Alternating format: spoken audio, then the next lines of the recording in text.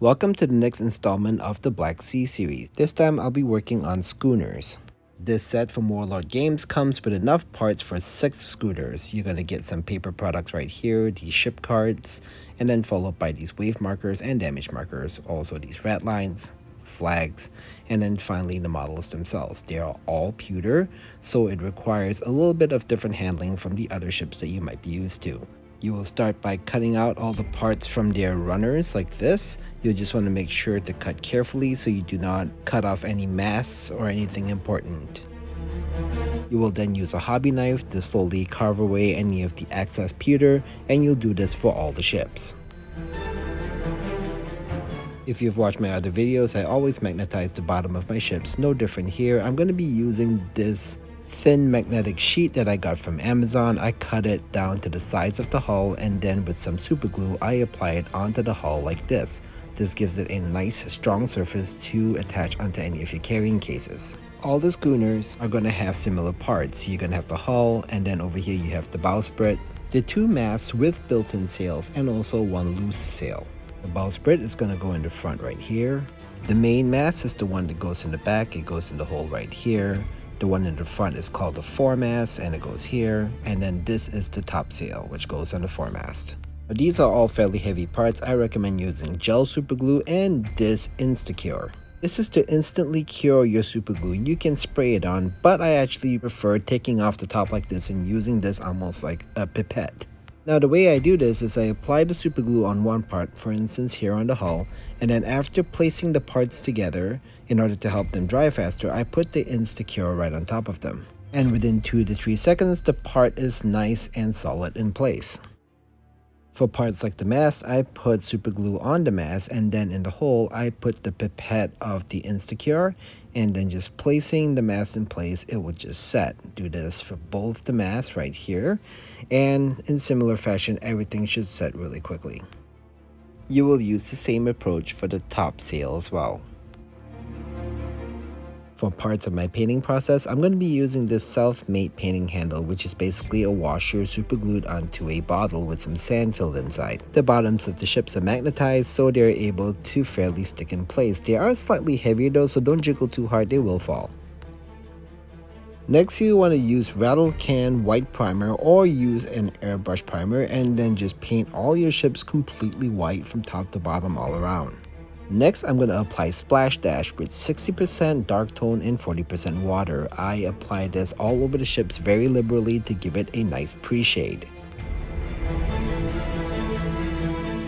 To paint the ships, you can use the painting guide that I will include in the upper right hand corner, or the alternate method, which I will show you here. The first alternate method that I will show you is going to be for British ships. I'll be painting up 3 schooners this way. For the sails, I'm going to be using palette bone speed paint with 1 or 2 drops of speed paint medium. This will water down the paint a little bit and not make it too concentrated, and then I just liberally apply it onto any of the sails that I see on the ship. For the deck of the schooner, I'm going to be using hardened letter speed paint. This is a darker brown, and it works really well with the British scheme that I've painted for my other ships. For the rest of the ship, I'm just going to go ahead and paint it in this sand golem color, which is a lighter brown. I first apply it onto all the masts, making sure to avoid the sails that I painted earlier, and then after I do that, I also paint the bowsprit right here. Now, using the jig that I showed you a little bit earlier, I'm able to paint the sides of the hull with this sand golem color. Go ahead and liberally apply it all the way around like I'm showing here. I next switch to grim black speed paint, and this is going to go in these areas of the schooner. They're going to go on the yards and the booms on the masts like I'm showing here, and also on all the crow's nests on both masts. Some of these features on the mast also get a splash of black. I also apply this onto the bowsprit yard, the gammon iron, and the dolphin striker.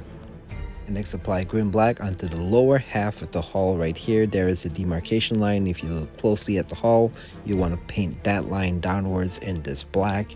Leave the stern of the ship brown, but underneath it paint it black. Also dab this grim black onto all the cannons. They're going to be cannons protruding out on each side like I'm showing here. And then afterwards, you'll want to put the same black on the insides of the cannons right here. Just kind of dab them in place like this. Next, I use acrylic pure red Fanatic paint, and I'm going to be putting this on the insides of the rails. Now this is going to be kind of tricky, and some people are going to ask me, hey, why don't you just do it without the mask on? And really, this is preference. I just don't like the fiddly masks. That's why I glued them in place before I painted them. If you want to leave the mask off, you can do that too. As a final touch, I lay some of the grim black on top of the rails right here, just to kind of cover up any of the splotches I might have made with the red color. Next, onto the alternate painting method for the American ships. Again, these are going to be 3 schooners that I will be painting in this color scheme. I wanted these sails to be of a darker brown color, so I put 1 drop of dark wood speed paint into 3 drops of palette bone, and followed by 2 drops of speed paint medium. These are going to make my sails look much darker than the British ones, and I kind of like that effect. It's easier to pick them out on the tabletop. Similar to the British tutorial before this, liberally apply this onto all the sails. I like the decks of my American ships to be slightly lighter brown, so I use sand golem on this top deck area. My American ships have a white and black color scheme. Since this is already splash dash in white, go ahead and leave the ship white and then just apply grim black onto these areas. These American ships get grim black in the same areas that the British ship did. It's going to be mainly on all the yards and the booms, also on the same areas on the bowsprit, and then the same areas on the hull, as well as any of the cannons that stick out on the sides.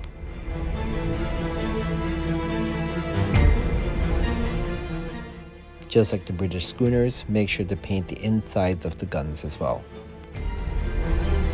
I'm again going to use this pure red Fanatic paint to paint the insides of the railings. This step is fairly optional, but on the other hand, I really like how the red captures your eye and creates a point of interest on these very tiny models. And just like the British, I just hit the tops of the rails with some grim black just to cover up any of my mistakes. You're all done painting. You'll want to protect your models with at least 2 coats of matte clear varnish. If you've rigged any of the other Black Sea ships, rigging a schooner is actually pretty easy. Use the thread that it comes with, a pair of scissors, optional tweezers, and of course gel superglue, super important. The first set of rigging is going to go from this main mast right here to the top of its foremast, and then down to this flying jib boom, and then down to the dolphin striker here. Cut a length of string from the bobbin about 5 to 6 inches long, and then start looping a loose knot like I'm showing right here on one of the ends. Next, use a toothpick and some gel superglue, apply it onto the top of the main mast like I'm showing here. Place the loose knot over the area with the superglue and pull it tight. Next, apply some superglue onto the foremast area here, and with careful light tension, loop this string once around the foremast, and then apply pressure to it. Now put superglue onto the tip of the flying jib boom right here, and then loop the string once around that area. Always be careful with the amount of tension. You do not want to overstrain the mast. Now apply glue to the bottom of the dolphin striker right here, and then loop the string once around this dolphin striker. Apply and maintain some light pressure and keep it there until the glue settles. Cut off any excess string from both ends, and you're ready to move on to the back stays. These run from the top of the mast to both sides of the hulls. Again, cut a string about 5 to 6 inches long. This time, create a loose knot in the middle of the string instead. Apply a little bit more gel superglue onto this area of the main mast, and then slowly thread over the knot and cinch it tight like this. Now what you want to do is apply some superglue right here behind this cannon. Go ahead and just liberally apply it right here, and what you're going to do is tension the string right over that cannon. You can make it slightly tighter by just spinning your toothpick around this area a little bit until the glue sets. You'll do it on both the port side as well as the starboard side of the ship.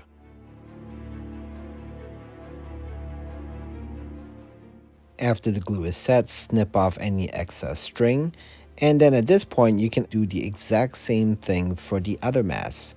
So it's the exact same process. You would create a knot in the middle again, apply some super glue, and then tension it against these guns right here. Put some super glue here and then just kind of wrap it around the gun. And if you need to, apply additional tension with the toothpick like you did before. Again, clean everything up by just snipping off the excess.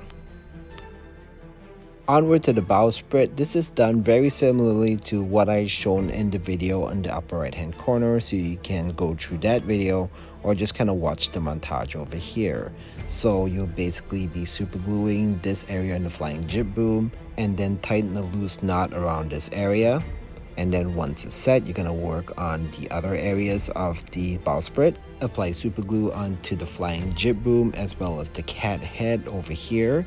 And then after that, you'll want to loop the string once around the flying jib boom. And then after that, when you get to the cat head area, use your toothpick to guide the string over the cat head and wait for the glue to set. You'll repeat this process on the other side of the bowsprit. And then once you're done, just go ahead and snip off the excess as usual. To help you double check your work, I'm going to be providing a 360-degree rotating view of all the rigging that we have done in this section. Onward to ratlines. Now you have to pay attention here. This is not very intuitive. You do not want to use these top ratlines. You actually want to use these, which are for the frigates. These two over here are going to be going on the foremast here, and then these larger, thicker ones are actually going to be split in two, and you're going to be using them on the main mast. I'll show you how to do this. Starting out with the smaller ones that are on the sides, go ahead and cut them out. You're going to use them exactly like they are. You don't have to modify them in any way. You're going to want to use this glass super glue. This is going to prevent any white fogging of the ratlines. Apply glue right here as well as right here on the mast. And then very carefully drop the ratline onto here, let it fall, and then position it in place with the toothpick. You're going to do this on both port and starboard sides of the schooner. You will notice that these ratlines fit just perfectly onto the foremast. However, this is not going to be the case with the next set. This next set is not intuitive at all. You want to cut out these big, thick ones over here. These would have gone on the main mast of a frigate. You want to cut them out and trim them like this, but after this, you want to split them in half right here. So as I'm showing here, carefully cut it with the scissors right down the center so it creates two equal sized triangles just like this. The bottom of one of the triangles might need to be trimmed a little bit too, like I'm showing here. After that, they go on relatively the same way as they did the foremast. You want to be applying this glass super glue onto these two areas here, and then place the ratline onto the hull, drop it in place, and use a toothpick to kind of finagle it into place onto the mast. And just like that, one schooner's ratlines are done. For the next schooner, you're going to have remainders over here. This second set of smaller ratlines here, you're going to cut them out, actually make it slightly narrower by cutting off one rung right here like I'm showing. This will make it a little bit narrower and will fit the schooner much better. These are meant for frigates, like I said. So you have to trim them down a little bit. You want to do it for both these ratlines, and also the top over here, you want to cut off about 2 or 3 rungs. It'll be too long otherwise. These newly trimmed down ratlines are going to go onto the foremast of this second schooner. And for the last remaining ratline, this thick one, you want to repeat what you did with that first schooner, which is cutting it in half and trimming it a little bit.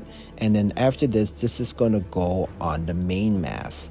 Now you notice there's 3 sets of frigate ratlines. You'll have to do this in order to create 6 sets of schooner ratlines. It is not intuitive at all, and I highly recommend coming back to this guide to reference these steps again.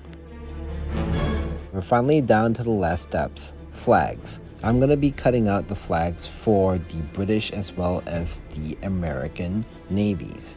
So this is going to be basically the small flag that's going to go on the foremast.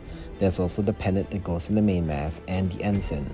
I use a scissors and I just carefully cut these out. To paste these flags, you can use Elmer's glue or this simple stick glue. You want to start with the small flag that's going to go on the foremast, fold it in half, apply some of the glue onto it, and then wrap it around the top of the foremast and pinch it together. It's almost the exact same process for the pennant. You want to apply the glue, but this is a lot more stringy and fiddly, so just be a little bit more careful with it. After you put the pennant onto the main mast, you can actually shape it to make it look like it's blowing in the wind, like I'm showing over here. The ensign is a little bit different. You want to fold it in half like this, apply some glue into the middle of it, and then just kind of squeeze it together. While it's drying, you can crinkle it a little bit to make it look like it's fluttering. Now, since these schooners have metal sails, you can actually put a dab of gel super glue right here and then just stick the ensign onto it. This is really easy and it looks great. This procedure for applying flags is exactly the same regardless of the nation. Over here I'm doing it for the Americans the exact same way that I did it for the British ships. And at this point you're all set, and this is the concluding part of the video. Here are some rotating views of both my British schooners and also my American schooners. And this is a very useful guide for you because honestly the kit didn't come with any useful instructions and a lot of steps are not intuitive. I truly hope that this tutorial was helpful for you in putting your schooners together, and I hope these fun tiny little ships contribute to a great tabletop experience in this brilliant game of Black Seas. Thank you so much for watching. I hope you follow along and I hope to see you soon.